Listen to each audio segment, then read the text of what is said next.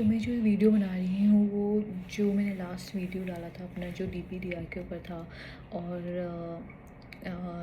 जितनी भी चीज़ें मैंने उसमें बताई थी आपको कि जी क्या क्या मुझे हुआ था और किस चीज़ की वजह से वो सब हुआ था और अब वो कैसा है। बहुत सारे लोगों ने मुझे मैसेज करके पूछा कि क्या उसका कोई रीज़न था जिस वजह से डीपीडीआर मुझे हुआ था, या अब वो कैसा है, या उसके बाद मुझे कुछ ऐसा एपिसोड हुआ या नहीं हुआ।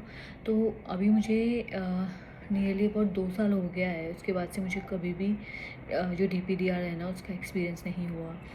और टू बी ऑनेस्ट मैं चाहती भी नहीं कि मुझे फिर से एक्सपीरियंस हो, क्योंकि मुझे पता है वो कितना ज़्यादा ट्रॉमेटिक था मेरे लिए।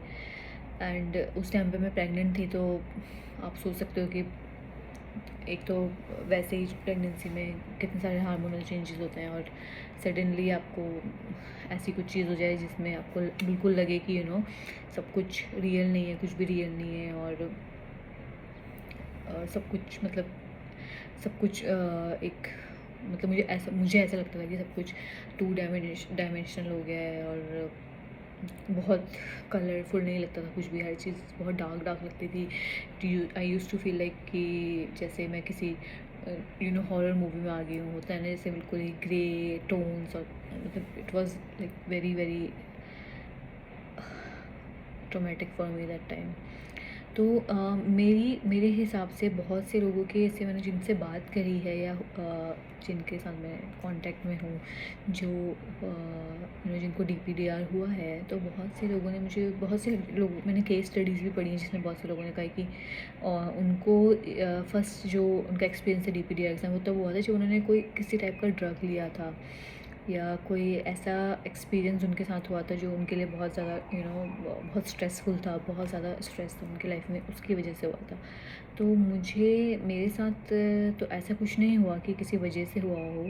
मुझे ऐसा लगता है कि मे बी बिकॉज मैं प्रेग्नेंट थी, तो बहुत सारी स्ट्रेस तो था ही मुझे, तो मे बी उसकी वजह से एकदम से वो ट्रिगर कर गया। एंड विद मी मेरी जो हिस्ट्री है पहले की, वो ये है कि मेरे को ओसीडी और डिप्रेशन पहले हो चुका है। तो मुझे ऐसा लगता है कि मे बी वो स्ट्रेस की वजह से या वो हार्मोनल चेंज की वजह से वो एक ट्रिगर हो गया और मुझे ये सब हुआ।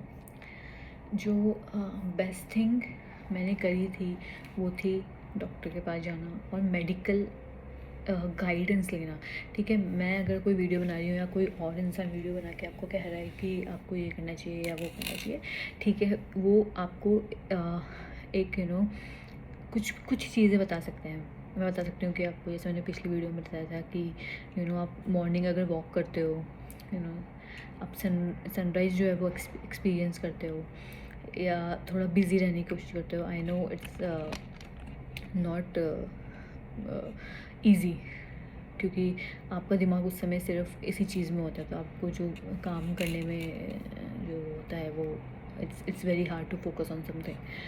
तो मेरे हिसाब से आप सबकी बात सुनो, थोड़ी थोड़ी चीज़ें इनकॉर्पोरेट करो अपनी लाइफ में। जैसे ये तो अच्छी हैबिट्स ही हैं ना, आपको मॉर्निंग जल्दी उठ के आप छोटी सी एक वॉक ले रहे हो, मॉर्निंग वॉक ले रहे हो, थोड़ा सा बिज़ी हो रहे हो अपने चीज़ों में, तो ये तो आपके लिए ही अच्छा है। लेकिन जो मेडिकेशन की बात आती है कि दवाइयाँ कौन सी लेनी है, तो वो एक आपको एक डॉक्टर ही बता सकता है। और मेरी मानो अगर आप डॉक्टर पे जाते हो, ये बहुत बड़ा आजकल मतलब पहले से ही स्टिग्मा है कि जो ये दवाइयाँ होती हैं वो आप ज़िंदगी भर खाओगे, ऐसा कुछ भी नहीं होता है। मैंने दवाइयाँ ली थी 4 से 5 महीने के अंदर, अब 4 से 5 महीने भी नहीं, 1 महीने के अंदर ही मुझे उसका फ़र्क पड़ना स्टार्ट हो गया था।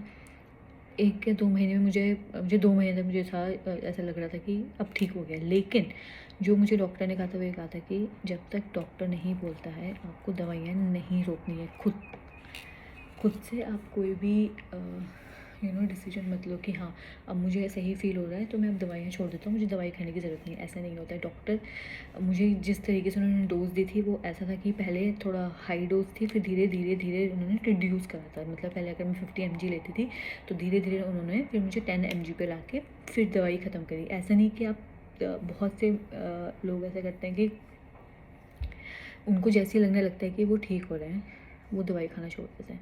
तो आपको ऐसा बिल्कुल नहीं करना है। जब तक आपको डॉक्टर ने नहीं बोला है दवाइयाँ बंद करने के लिए, आप प्लीज़ अपना ट्रीटमेंट कंटिन्यू रखें, क्योंकि सी ऐसा नहीं है कि मतलब बहुत से लोगों को ऐसा लगता है कि डॉक्टर बस ये पैसा कमाने के लिए आपको दवाइयाँ दे रहे हैं कुछ, लेकिन मेरी मानो तो rather than struggling on daily basis, आप स्ट्रगल जो कर रहे हो इतना ज़्यादा, आप जो स्ट्रेस से गुजर रहे हो, बिकॉज मुझे पता है वो एक कितना स्ट्रेसफुल सिचुएशन होती है जब आप DPDR या आपको पैनिक अटैक्स आ रहे होते हैं। तो यार एटलीस्ट आप अगर आप डॉक्टर को दिखाओगे, अगर आपको उससे कुछ फ़र्क पड़ा है, इवन इफ़ यार आपको दवाइयाँ लेनी पड़ी है, तो उसमें शर्म की या ये सोचने की कि मैं क्यों कर रहा हूँ यार, वो आप अपने लिए ही कर रहे हो। कभी कभी हमको क्या होना पड़ता है ना, सेल्फिश होना पड़ता है, ठीक है। आपको अपने बारे में सोचना पड़ता है, दूसरों की भूल जाओ कि दूसरा क्या सोचता है। अगर मैं अपने मम्मी पापा अपनी फैमिली को बताऊँगा तो वो क्या सोचेंगे, मेरे फ्रेंड्स क्या सोचेंगे, वो ये सोचेंगे तो दवाई खाता है और दिमाग की दवाइयाँ खा रहे हैं। अरे यार, अगर हमें कुछ फिज़िकल प्रॉब्लम होती है, अगर मेरे पाँव में चोट लगी है, मुझे बुखार होता है, तो वो खुद, हम क्या सोचते हैं कि वो खुद ही ठीक हो जाएगा, मैं क्या शर्म करूँगी बताने में यार डॉक्टर के पास जाने में। तो सेम चीज़ है ना, आपको जो फिज़िकल प्रॉब्लम्स हो रही हैं क्योंकि वो दिख सकती हैं, तो मतलब लोग उसको मान्यता देते हैं, लेकिन जो मेडिकल जो आपकी मेंटल प्रॉब्लम्स हैं, क्योंकि वो किसी को दिखाई नहीं देती, तो ऐसा तो नहीं है ना कि वो नहीं है, ठीक है। तो आप मेरी मानो तो आप जितना जल्दी हो सके आप मेडिकल एडवाइस लो, आप अच्छे डॉक्टर के पास जाओ, या अगर आपको दवाई नहीं खानी है आप काउंसलिंग करो, किसी थेरेपिस्ट के पास जाओ, उससे बात करो। क्योंकि जब आप बात करते हो ना, जब आप किसी के साथ शेयर करते हो कि आपको ये फील हो रहा है, और अगर दूसरा वाला भी, जैसे मैं आपसे बात कर रही हूँ कि मुझे ये सब हो रहा है, तो आपको मेरी बात सुन के लग रहा होगा कि हाँ मैं अकेला नहीं हूँ, मेरे को जो चीज़ें हो रही हैं वो और लोगों को भी हो रही हैं, तो आपको एक सेंस ऑफ लगता है कि हाँ मतलब मैं अकेला नहीं हूँ जो ये चीज़ से गुजर रहा है। तो सबसे बड़ा जो चीज़ था मेरे उसमें वो यही था कि मैंने सही टाइम पे डॉक्टर को दिखाया था। मैं एक्सट्रीमली सुसाइडल हो गई थी, रियली। मेरे को ऐसा लगता था कि एक भी दिन, नॉट एक भी दिन, एक भी मिनट इस चीज़ को झेलने से अच्छा है कि मैं मर जाऊँ, या मेरे को कुछ ऐसा हो जाए कि मुझे बस, और मेरे को सच में उठने का मन नहीं करता था। मुझे लगता था कि मैं सोते रहूँ, क्योंकि मैं उस चीज़ को एक्सपीरियंस ही नहीं करना चाहती थी। क्योंकि मैं जब एक्सपीरियंस करती थी वो, ओह माय गॉड, मतलब वो सच में मुझे सोच के भी अभी मतलब अजीब सा हो जाता है कि कैसे मैंने एक एक मिनट, एक एक दिन उस चीज़ को लड़ी हूँ। मतलब लिटरली मुझे ऐसा लगता है कि मैंने फ़ाइट करा है डेली टू बी ओके। और जिन लोगों को ये सब हो रहा है वो भी जानते हैं कि it's like a fight only. आपको हर दिन, हर मिनट अपने दिमाग से लड़ना पड़ता है कि नहीं, जो तू सोच रहा है वो ठीक नहीं है और सब कुछ ठीक है। तो बहुत सारी चीज़ें हैं, अपने आप को कमज़ोर मत समझो, क्योंकि आप ऐसी चीज़ से लड़ो जो दिखाई भी नहीं देती है ना। मतलब अगर आपको चोट लगी है हाथ में, तो आप उसमें कुछ मरहम लगा सकते हो या कुछ उसको ट्रीटमेंट कर सकते हो, क्योंकि वो आपको दिख रही है।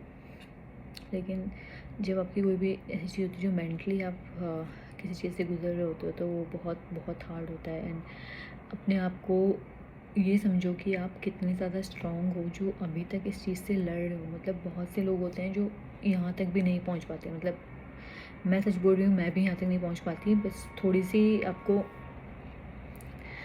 पेशेंस की ज़रूरत होती है कि हाँ ठीक हो जाएगा, ठीक है। और सच में सब कुछ ठीक हो जाता है। Time really heals everything. बस आपको क्या करना है, आपने एक चीज़ सुनी होगी, God help those who help themselves. आपको अपनी मदद जो है वो करनी है, क्योंकि अगर आप अपनी मदद नहीं करोगे तो फिर तो भगवान भी आपकी मदद नहीं कर सकता। आपको स्टेप लेना पड़ेगा। अगर आपको ऐसा लगता है कि आप मैनेज कर सकते हो तो इट्स फेयर इनफ, आप मैनेज करो। बट अगर आपको ऐसा लगता है कि आप मैनेज नहीं कर पा रहे हो और आपको सुसाइडल थॉट्स आ रहे हैं, जैसे मुझे आते थे, तो प्लीज़ कुछ भी चीज़ गूगल में सर्च करने से पहले, कुछ भी ऐसी वीडियोस देखने से पहले आप प्लीज़ डॉक्टर को दिखाओ। ये बिना सोचे कि आपके माँ बाप क्या बोलेंगे और सोसाइटी क्या बोलेगी, दवाई खाने से मेरे को ज़िंदगी भर दवाई खानी पड़ेगी। अरे ठीक है यार, अगर आपको ज़िंदगी भर दवाई भी खानी पड़ेगी तो उसमें क्या प्रॉब्लम है।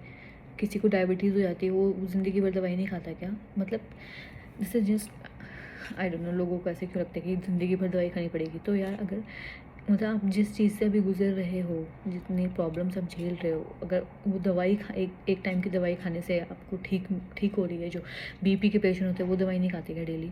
तो इसमें इसमें क्या, मुझे समझ में नहीं आया आज तक भी। बहुत से लोग मुझे ऐसा बोलते हैं कि ज़िंदगी भर दवाई खानी पड़ेगी क्या? बट सी, अगर मेरे साथ ऐसा होता मुझे ज़िंदगी भर दवाई खानी होती, मैं खाने को तैयार हूँ क्योंकि मुझे ठीक होना था। I want to feel normal. और इट्स ओके, दवाई खानी है तो इट्स ओके। बहुत से लोग ये वीडियो देख के बोलेंगे कि मैं गलत बता रही हूँ कि दवाई खाने से ये होता है वो होता है, और मुझे ऐसा नहीं बोलना चाहिए, और बहुत सारी चीज़ें होती हैं कि आप अपने आप को ठीक कर सकते हो। हाँ, मैं मानती हूँ आपका ब्रेन इतना कैपेबल है कि वो खुद को ठीक कर सकता है, लेकिन अभी नहीं है वो कैपेबल, ठीक है? अभी आप उस हालत में नहीं हो कि आप खुद को ठीक कर सको। तो अगर दवाइयाँ इसमें हेल्प करती है तो there is no shame in taking medicine. मेरे को उस समय जब हुआ था, मैं तब भी लोगों को बोलती थी कि मुझे ये प्रॉब्लम है और मैं दवाई खाती हूँ। मेरी उस समय पे शादी होने वाली थी। शादी होने से पहले ही मैंने अपने इन लॉज़ को, अपने जो मेरे होने वाले हस्बैंड थे, उनको बताया कि भाई मुझे ये प्रॉब्लम है और दवाई खाती हूँ। मुझे इस चीज़ से कोई शर्म नहीं है, ठीक है? तुम्हें मुझे एक्सेप्ट करना है, आप करो। आप लोगों को एक्सेप्ट नहीं करना तो मत करो। तो वो उनके ऊपर है ना। मैं जो हूँ, या मेरी जो लाइफ है वो मेरा डिसीजन है। अब मुझे जैसा फ़ील करना है वो मेरा डिसीजन है, क्योंकि मुझे ठीक फ़ील करना है तो मैंने दवाइयाँ ली। और मैं लिटरली बोल रही हूँ, अगर मैंने दवाइयाँ नहीं खाई होती या मैंने डॉक्टर को नहीं दिखाया होता ये सब सोच के कि मुझे दवाइयाँ खानी पड़ेंगी ज़िंदगी भर सब, तो मैं शायद लिटरली मैं सुसाइड कर चुकी होती। और उस समय प्रेग्नेंट थी, मेरा बच्चा भी लाइक इट्स।